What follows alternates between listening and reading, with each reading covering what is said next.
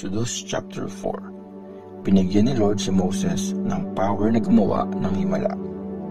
Sinabi ni Moses kay Lord, "Paano po kung di maniwala at di makinig ang mga Israelites sa mga sasabihin ko? At sabihin pa nila na di ka naman talaga nagpakita sa akin." So tinanong siya ni Lord, "Ano ba yung hawak mo?" "Tungkod po," sagot ni Moses. Sinabi ni Lord, "Ihagis mo yan sa lupa." Nung hinagis ni Moses ang tungkod, naging ahas ito. Biglang napaatras si Moses. Tapos, inutos ni Lord, "Hawakan mo sa buntot yan para mahuli mo." Kaya hinawakan nga ni Moses ang buntot at naging tungkod uli ito.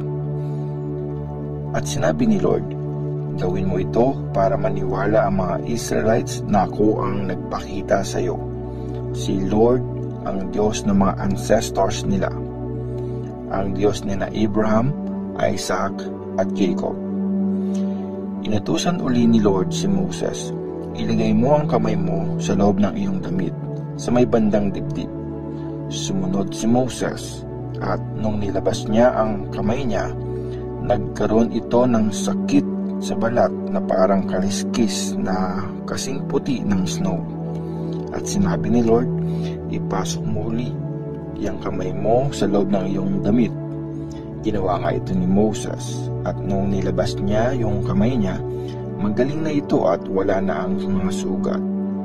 Kung di sila maniniwala na pinadala kita kahit na ginawa kong ahas ang tungkod, maniniwala na sila pag nakita nilang nagkasugat ang kamay mo, sabi ni Lord. Kung di pa rin sila maniwala o makinig sa iyo pagkatapos ng dalawang miracles na ito, kumuha ka ng tubig mula sa Nile River. Ibuhos mo yun sa lupa at magiging dugo ang tubig na yun. Pero sinabi ni Moses, "Lord, hindi ako magaling magsalita at ganun pa din ngayon kahit na kinausap mo na ako." Sinabi ni Lord sa kanya, "Sino bang gumawa ng bibig ng tao? Sino ang may kakayahang gawin silang pipi o bingi, nakakakita o bulag? Di ba ako, si Lord? Kaya go, tutulungan kita kung paano magsalita at ituturo ko kung ano ang sasabihin mo." Pero sumagot si Moses, "Wag po, Lord, iba na lang ang papuntahin nyo." Dahil dito nagalit si Lord at sinabi niya kay Moses, "Di ba kasama mo naman ang kapatid mong si Aaron na Levite? Alam kong magaling siyang magsalita. In fact, papunta na siya dito at siguradong matutuwa siya pag nakita ka niya. Sabihin mo sa kanya ang mga dapat niyang sabihin. Tutulungan ko kayong magsalita at ituturo ko kung anong dapat niyong gawin. Siya ang magiging spokesperson mo sa harap ng mga tao sa Egypt. Magiging parang Diyos ka na magsasabi sa kanya kung ano ang mga dapat niyang sabihin. Dalhin mo ang iyong tungkod para magamit mo sa paggawa ng mga himala." Bumalik si Moses sa Egypt. After nito, bumalik si Moses sa father-in-law niyang si Jethro at sinabi, "Please, hayaan niyo po akong bumalik sa mga kamag-anak ko sa Egypt para makita ko kung buhay pa sila." Pumayag si Jethro at sinabi, "Sige, God bless you." Habang nasa Midian si Moses, sinabi ni Lord sa kanya, "Bumalik ka na sa Egypt kasi patay na lahat ng mga gustong pumatay sa iyo." Kaya sinakay ni Moses sa donkey ang asawa at mga anak niya at sinama sila sa Egypt. Bitbit niya ang tungkod na binigay sa kanya ng Diyos. Sinabi uli ni Lord kay Moses, "Binigyan na kita ng power na gumawa ng himala. Pagbalik mo sa Egypt, gawin mo sa harap ng hari ang mga ito. Pero patitigasin ko ang ulo ng hari at hindi niya papayagang umalis ang mga tao. Tapos, sabihin mo sa hari, ang sabi ni Lord, panganay kong anak na lalaki ang Israel, Sinabi ko na sa iyo na palayain mo ang anak kong lalaki para ma-worship niya ako, pero di ka pumayag. Ngayon, papatayin ko ang panganay mong anak na lalaki." Isang gabi, habang nagpapahinga sina Moses sa paglalakbay nila papuntang Egypt, lumapit si Lord kay Moses at sinubukan niyang patayin. Pero kumuha si Zipporah ng kutsilyong gawa sa bato at tinuli ang anak niya. Pinahid niya sa paa ni Moses yung pinagtulian at sinabi, "Asawa na talaga kita sa dugo." Kaya naman, hindi na pinatay ni Lord si Moses. Meanwhile, sinabi ni Lord kay Aaron, "Pumunta ka sa desert at imit mo si Moses." Kaya pumunta siya at minit si Moses sa banal na bundok. Noong nagkita na sila ni Moses, hinagkan niya ito at kinuwento ni Moses kay Aaron lahat ng sinabi ng Lord sa kanya, pati yung mga himalang pinapagawa ni Lord sa kanya. Tapos, pumunta sina Moses at Aaron sa Egypt at ginather lahat ng mga leaders ng Israel. Kinuwento ni Aaron sa kanilang lahat ng mga sinabi ni Lord kay Moses. Ginawa naman ni Moses sa harapan nila ang lahat ng himala. Kaya naniwala ang mga leaders ng Israel. At nung narinig nila na binigyan na sila ng atensyon ni Lord at nakita na niya kung paano sila maltratuhin ng mga Egyptians, yumukod sila at nag-worship sa Diyos. Exodus chapter 5. Humarap sina Moses at Aaron sa hari ng Egypt. Pagkatapos nito, pumunta sina Moses at Aaron sa hari ng Egypt at sinabi nila sa kanya, "Pinapasabi ni Lord, ang Diyos ng Israel, payagan mong umalis ang bayan ko na makapag-celebrate sila sa desert para i-honor ako." Sagot ng hari, "Sinong Lord? Bakit naman ako makikinig sa kanya at papayag na umalis ang mga Israelites? Hindi ko siya kilala. Hindi ako papayag na umalis sila." Sumagot sina Moses at Aaron na nagpakita sa amin ang Diyos ng mga Hebrews.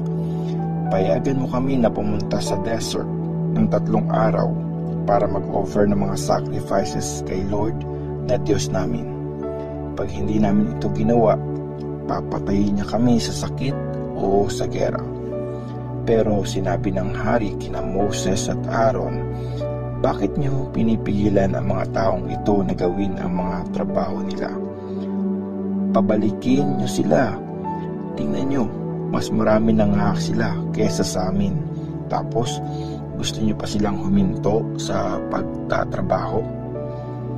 Nung araw ding iyon, inutos ng hari sa mga Egyptian officers at sa mga foreman na Israelites, "Huwag niyo nang bigyan ang mga Israelites ng dayami para gumawa ng mga bricks.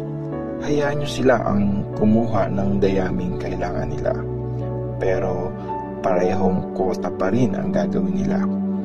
Huwag niyong babawasan. Mga tamad sila, kaya nagpapaalam silang umalis para makapag-offer ng sacrifice sa Diyos nila.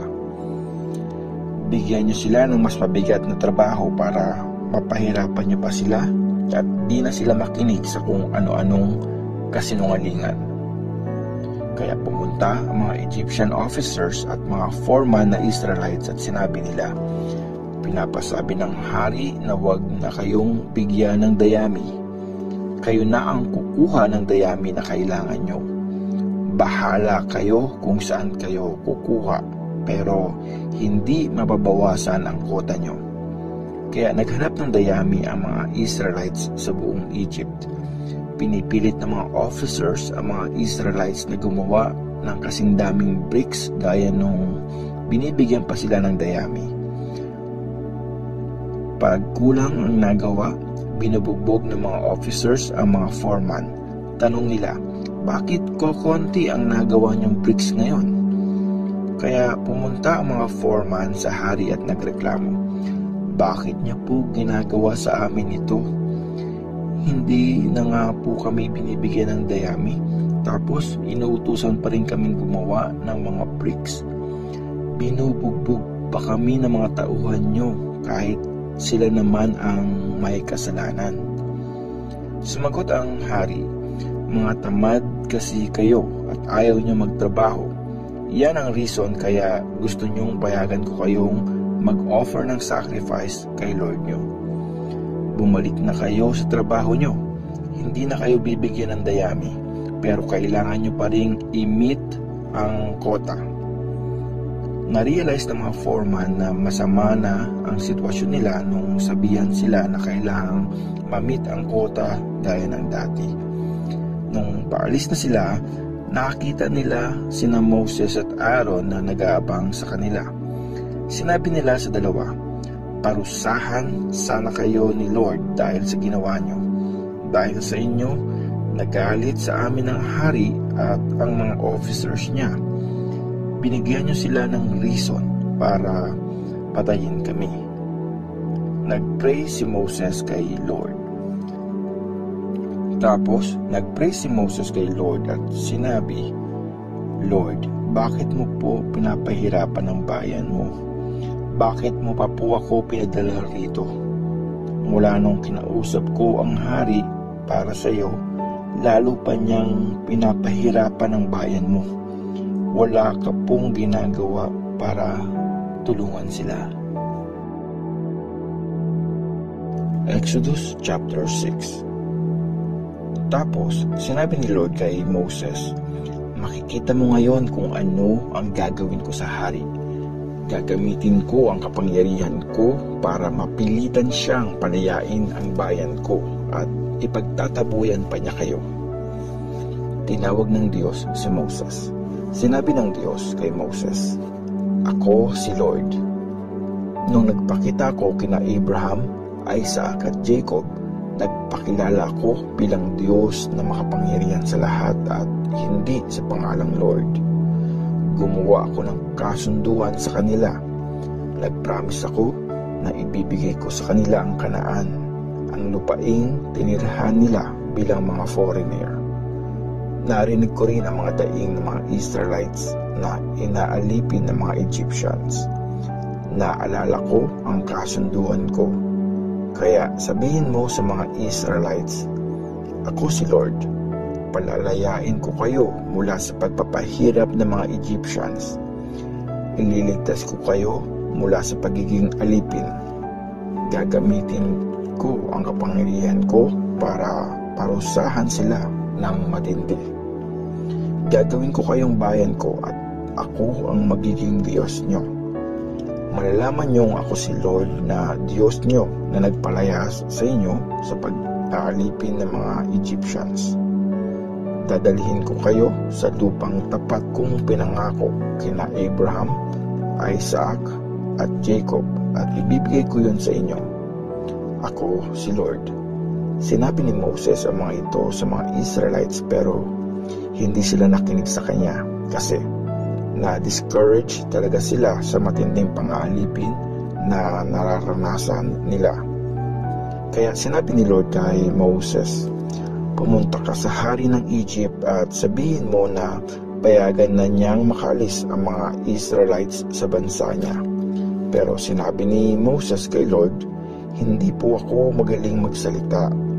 Ayaw nga pong makinig sa akin ng mga Israelites. Yung hari pa kaya? Tapos, inutusan ni Lord sina Moses at Aaron, sabihin nyo sa mga Israelites at sa hari na inutusan kayong i-lead ang mga Israelites palabas sa Egypt. Ang listahan ng ancestors ni Moses at Aaron. Ito ang listahan ng ancestors ng mga Israelites. Kay Ruben, na panganay ni Jacob ay sina Hanok, Palu, Hezron at Carmi.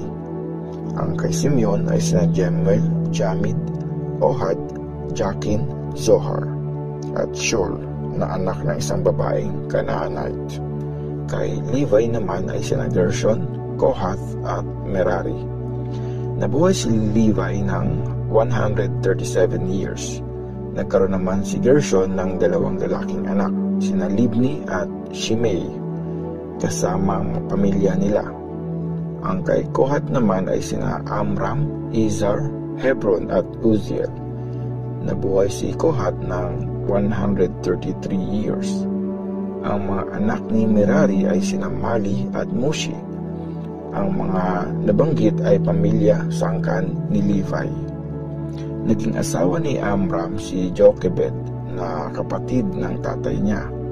Naging anak nila sina Moses at Aaron. Nabuhay si Amram ng 137 years. Ang mga anak ni Izhar ay 3, sina Korah, Nepeg at Zikri. Kay Uzziel naman ay sina Mishael, Elzaphan at Sitri. Naging asawa ni Aaron si Elisheba, ang anak ni Aminadab at kapatid ni Nashon.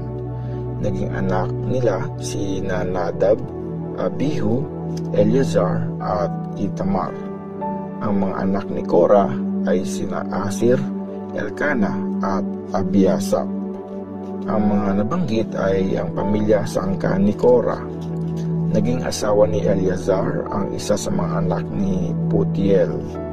Naging anak nila si Pinehas. Ang mga nabanggit ay ang mga leaders ng mga angkan ng mga Levites. Sina Aaron at Moses ang mga taong tinawag ni Lord para i-lead ang mga tribes ng Israel palabas ng Egypt.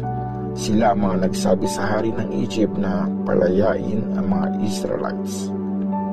Ang utos ni Lord kina Moses at Aaron. Nung kinausap ni Lord si Moses sa Egypt, sabi niya, "Ako si Lord. Sabihin mo sa hari ng Egypt lahat ng sinabi ko sa iyo." Pero sumagot si Moses, "Di ako magaling magsalita. Makikinig ba sa akin ang hari?"